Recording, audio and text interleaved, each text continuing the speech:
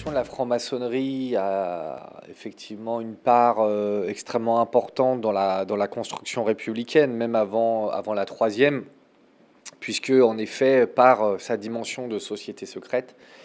elle permettait de discuter de la chose publique et de l'idée républicaine, alors même que la censure et les interdictions du droit d'association étaient en vigueur. Mais ce qu'il y a de surtout très intéressant, c'est qu'à côté de la franc-maçonnerie, il y avait également ce qu'on appelait la charbonnerie, c'est-à-dire tout un tas de sociétés secrètes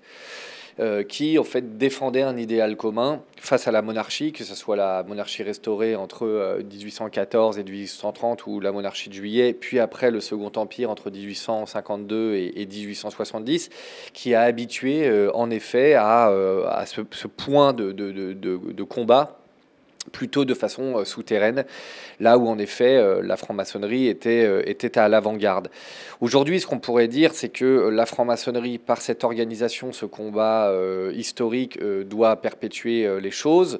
Mais lorsque vous utilisez l'expression de hussards noirs, les hussards noirs étaient également des instituteurs, pas forcément d'obédience maçonne. Et donc, moi, aujourd'hui, ce que j'encourage, c'est que l'on soit de la franc-maçonnerie ou que l'on soit de l'extérieur, l'important est de renouer avec les origines, l'étymologie et la substance de la République, qui vient donc du mot latin res publica, qui est la chose publique. Ce qu'il faut donc rappeler partout, c'est que, en effet, ce n'est pas un régime comme un autre. C'est un régime qui, d'abord, au préalable, estime qu'il y a des choses qui ne sont pas réductibles ou réduisibles au privé, à la sphère privée, à l'argent, à la monétarisation, mais au contraire que ces choses-là doivent être en permanence dans du commun, dans du rapport à l'autre, ce qu'on appelle la citoyenneté, donc c'est-à-dire ce point d'interdépendance, ce point de dépendance avec l'autre, de respect de l'autre, qui sont les origines de la République, telles que Aristote les disait à travers l'idée que l'homme est un animal politique, un animal social. Donc aujourd'hui, je dirais que il faut, à travers ce souvenir historique, reprendre le combat, qui est que, toute république doit avoir comme définition l'idée de gouverner en vue du bien commun. Donc ça, c'est ce qui s'adresse aux politiques. Et la deuxième chose, c'est qu'en effet, puisque nous avons un commun, il faut repenser l'idée de citoyenneté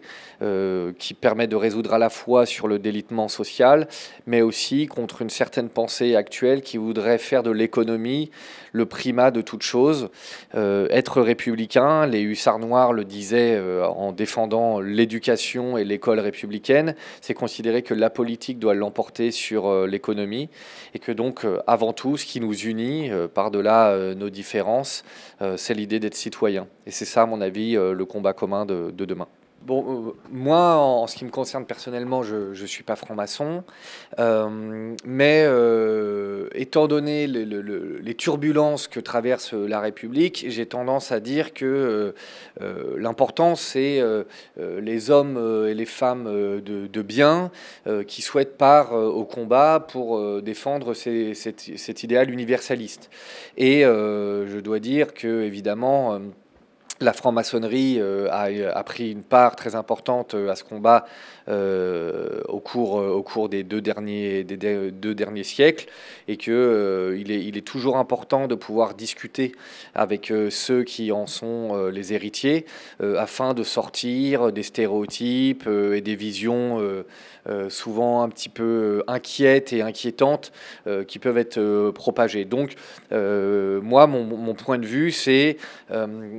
la République étant la chose publique, les personnes de toute obédience, de toute vision, de toute sensibilité, qu'on soit religieux ou pas, qu'on soit franc-maçon ou pas, doivent aujourd'hui se retrouver autour du questionnement républicain.